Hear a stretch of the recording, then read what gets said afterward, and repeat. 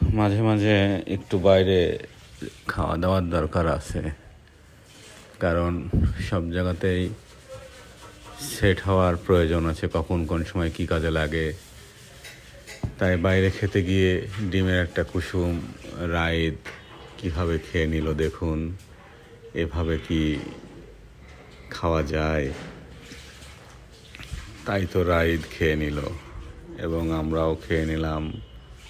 বেশ গোছালো পরিবেশ ছিল, কিন্তু ডাবটা কে খাইছে আর কোন কার খাওয়া ডাবের খোলার মধ্যে আমাদের দিছে আল্লাহ ভালো জানে।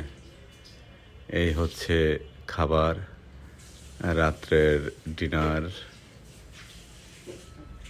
রাইদ বেশ খুশি ছিল এবং উপর থেকে সুন্দর লাগছিল পরিবেশটা, তাই তো একটু ভিডিও করে আনন্দ পেলাম।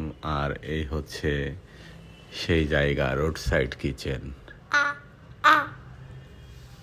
কথা বলবো, দাও দাও, আরো দাও, কথা বলবো, দাও দাও।